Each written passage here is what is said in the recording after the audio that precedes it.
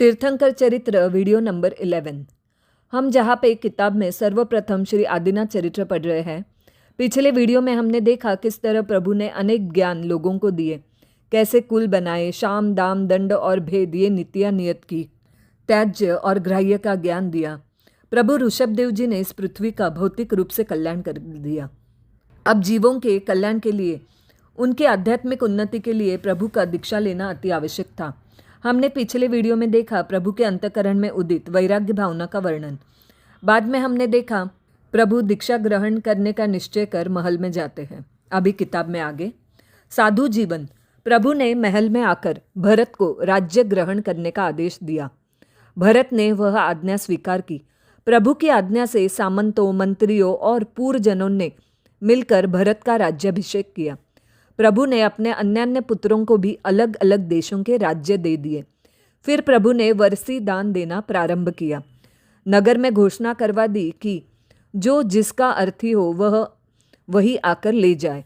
प्रभु सूर्योदय से लेकर सूर्यास्त तक 1,08,00,000 स्वर्ण मुद्राओं का दान नित्य प्रति करते थे। 388 करोड़ और 80 लाख स्वर्ण मुद्राओं का दान प्रभु ने एक बरस में किया था। यह धन देवताओं ने लाकर पूरा किया था। प्रभु दीक्षा लेने वाले हैं यह जानकर लोग भी वैराग्योन्मुख हो गए थे, इसलिए उन्होंने उतना ही धन ग्रहण किया था जितनी उनको आवश्यकता थी। तत्पश्चात इंद्र ने आकर प्रभु का दीक्षा कल्याणक किया। हमने पहले देखा था पंच कल्याणकों का नाम: च्यवन कल्याणक, जन्म कल्याणक, दीक्षा कल्याणक, केवल ज्ञान कल्याणक और निर्वाण कल्याणक। इन पांचों कल्याणकों के समय इंद्रादि देव कैसे तैयारियां करते हैं ये हम विस्तार पूर्वक पहले श्री आदिनाथ चरित्र का वाचन हो जाने के बाद देखेंगे। तो यहाँ पे दिया है जहाँ पे साधु जीवन का वर्णन आता है कि तत्पश्चात इंद्र ने आकर प्रभु का दीक्षा कल्याणक किया। चैत्र कृष्ण अष्टमी के दिन जब चंद्र उत्तरा आषाढ़ा नक्षत्र में आया था, तब दिन के पिछले पहर में प्रभु ने 4 मुष्टि से अपने केशों को लुंचित किया। जब 5वीं मुष्टि से प्रभु ने अवशेष केशों का लोच करना चाहा, तब इंद्र ने उतने केश रहने देने की प्रार्थना की। प्रभु ने यह प्रार्थना स्वीकार की, क्योंकि स्वामी अपने एकांत भक्तों की याचना व्यर्थ नहीं करते हैं। प्रभु के दीक्षा महोत्सव से संसार के अन्यान्य जीवों के साथ नारकी जीवों को भी सुख हुआ। उसी समय प्रभु को मनुष्य क्षेत्र के अंदर रहने वाले समस्त संज्ञी पंचेंद्रीय जीवों के मनोद्रव्य को प्रकाशित करने वाला मनः पर्यज्ञान प्रकट हुआ। प्रभु के साथ ही कच्छ, महाकच्छ आदि 4,000 राजाओं ने भी प्रभु के साथ दीक्षा ले ली। प्रभु मौन धारण कर पृथ्वी पर विचरण करने लगे। अभी बहुत भाव से सुनेगा, बहुत अच्छे से वर्णन दिया हुआ है प्रभु के साधु जीवन का। प्रभु मौन धारण कर पृथ्वी पर विचरण करने लगे। पारने वाले दिन प्रभु को कहाँ से भी आहार नहीं मिला, क्योंकि लोग आहार दान की विधि से अपरिचित थे। लोगों को पता ही नहीं था कि कैसे किस तरह से आहार साधु मुनि को वहराना है। क्योंकि लोग आहार दान की विधि से अपरिचित थे, वे तो प्रभु को पहले के ही समान घोड़े, हाथी, वस्त्र, आभूषण आदि भेंट करते थे, परंतु प्रभु को तो उनमें से एक की भी आवश्यकता नहीं थी। भिक्षा न मिलने पर भी किसी तरह मन क्लेश विना जंगम तीर्थ की भांति प्रभु विचरण करते थे और क्षुधा, पिपासादि, भूख, प्यास आदि परिसहों को सहते थे। अन्यान्य साधु भी प्रभु के साथ साथ विहार करते रहते थे। अन्यान्य यानी जो हमने ऊपर देखा कि कच्छ, महाकच्छ आदि 4,000 राजाओं ने भी प्रभु के साथ दीक्षा ले ली थी, तो अन्यान्य साधु भी प्रभु के साथ साथ विहार करते रहते थे। क्षुधा आदि से पीड़ित और तत्वज्ञान से अजान साधु विचार करने लगे कि भगवान न जंगल में पके हुए मधुर फल खाते हैं और न निर्मल झरनों का जल ही पीते हैं। सुंदर शरीर पर इतनी धूल जम गई है तो भी उसे हटाने का प्रयास नहीं करते। धूप और सर्दी को झेलते हैं, भूख प्यास की बाधा सहते हैं, रात को कभी सोते भी नहीं हैं। हम रात दिन इनके साथ रहते हैं, परंतु कभी दृष्टि उठाकर हमारी तरफ देखते भी नहीं है। न जाने इन्होंने क्या सोचा है, कुछ भी समझ में नहीं आता। हम इनकी तरह कब तक ऐसे दुख झेल सकते हैं और दुख तो झेले भी जा सकते हैं, परंतु क्षुधा तृषा के दुख झेलना असंभव है।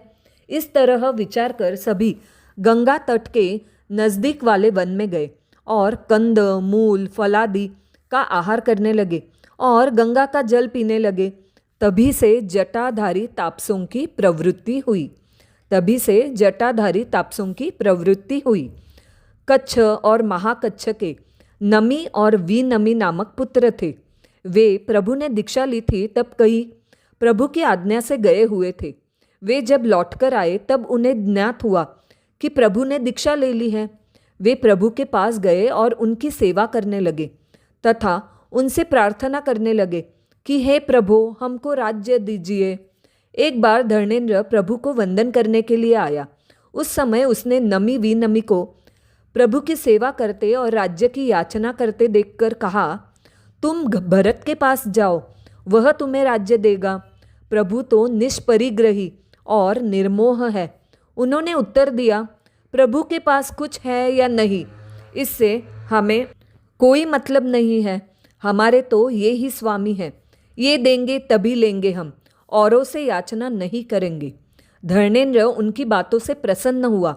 उसने प्रभु सेवा के फल स्वरूप गौरी और प्रज्ञप्ति आदि 48,000 विद्याएं उन्हें दी और कहा, तुम वैताढ़्य पर्वत पर जाकर नगर बसाओ और राज्य करो। नमी और विनमी ने ऐसा ही किया। कच्छ और महाकच्छ गंगा नदी के दक्षिण तट पर मृग की तरह वंचर होकर फिरते थे और वल्कल से यानी वृक्षों की छाल से अपने शरीर को ढकते थे। गृहस्थियों के घर के आहार को वे कभी ग्रहण नहीं करते थे।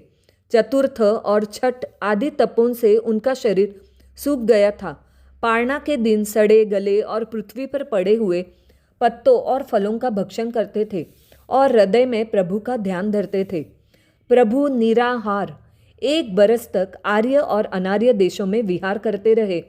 विहार करते हुए प्रभु गजपुर यानी हस्तिनापुर नगर में पहुँचे।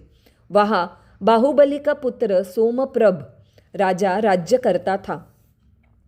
प्रभु को आते देखकर प्रजाजन विदेश से आए हुए बंधु की तरह प्रभु को घेर कर खड़े हो गए। कोई प्रभु को अपने घर विश्राम लेने की, कोई अपने घर स्नानादि से निपटकर भोजन करने की और कोई अपने घर को चलकर पावन करने की प्रार्थना करने लगा।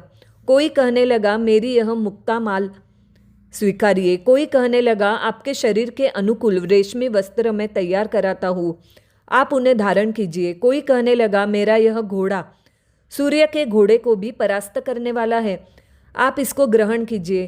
कोई बोला, आप क्या हम गरीबों की कुछ भी भेंट न स्वीकारेंगे आदि। मगर प्रभु ने तो किसी को भी कोई उत्तर नहीं दिया। प्रभु आहार के लिए घर घर जाते थे और कोई शुद्ध आहार न मिलने से लौट आते थे।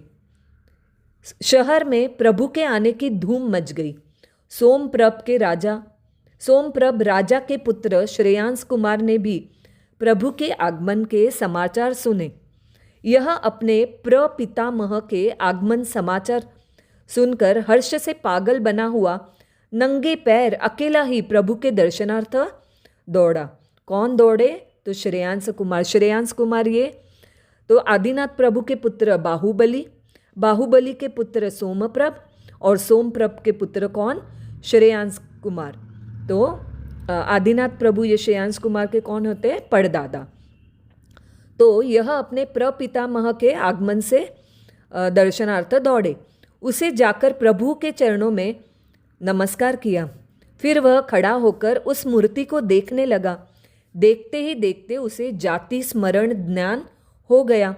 उसके द्वारा उसे मालूम हुआ कि साधुओं को शुद्ध आहार कैसे देना चाहिए। उसी समय प्रजाजनों में से कईयों ने गन्ने के रस से भरे हुए घड़े लाकर श्रेयांस कुमार को भेंट किए। कुमार ने उसे शुद्ध समझकर प्रभु को स्वीकार करने की प्रार्थना की। प्रभु ने शुद्ध आहार समझ अंजलि जोड़ हस्तरूपी पात्र आगे लिया। उस पात्र में यद्यपि बहुत सा रस समा गया, परंतु कुमार के हृदय रूपी पात्र में हर्ष न समाया। प्रभु ने उस रस से पारणा किया। सूर नरों ने और असुरों ने प्रभु के दर्शन रूपी अमृत से पारणा किया। मनुष्यों ने आनंदाश्रु बहाए, आकाश में देवताओं ने दुंदुभी नाद किया और रत्नों की, पंचवर्ण के पुष्पों की, गंधोदक की और दिव्य वस्त्रों की वृष्टि हुई। तो जो तीर्थंकरों का जब प्रथम पारणा होता है तभी ये पंचदिव्य होते हैं। कौन से पंचदिव्य? दुंदुभी बजती है और देवता रत्न, देन 5 प्रकार के पुष्प, देन 4th वन, चौथा सुगंधित जल और 5वां उज्जवल वस्त्रों की वृष्टि करते हैं। यानी तीर्थंकरों का जब प्रथम पारणा होता है तभी ये पंचदिव्य होते हैं। यानी दुंदुभी बजती है और देवता रत्न, 5 प्रकार के पुष्प, सुगंधित जल और उज्जवल वस्त्रों की वृष्टि करते हैं। वैशाख सुदी 3 के दिन श्रेयांश कुमार का दिया हुआ यह दान अक्षय हुआ। यानी भगवान ऋषभदेव जी के दीक्षा लेने के उपरांत उन्हें करीबन 13 महीनों तक निर्दोष आहार की प्राप्ति नहीं हुई थी। उस काल में कोई भी व्यक्ति निर्दोष आहार देना ही नहीं जानता था। प्रभु ने इतने महीनों तक अन्न का एक दाना तक न खाया था। इस प्रकार से इक्षु रस के, गन्ने के रस से प्रभु ने अपने 13 माह के उपवास का पारणा किया। इससे वह दिन पर्व हुआ और अक्षय तृतीया के नाम से ख्याति पाया। इसलिए आज भी उस दिन गन्ने का रस पिया जाता है। यह पर्व त्योहार आज भी प्रसिद्ध है। संसार में अन्य व्यवहार भगवान श्री ऋषभदेव ने चलाए, मगर दान देने का व्यवहार श्रेयांश कुमार ने प्रचलित किया। इसके आगे का अगले वीडियो में अविधि आशात्ना मिच्छामि दुक्कडम।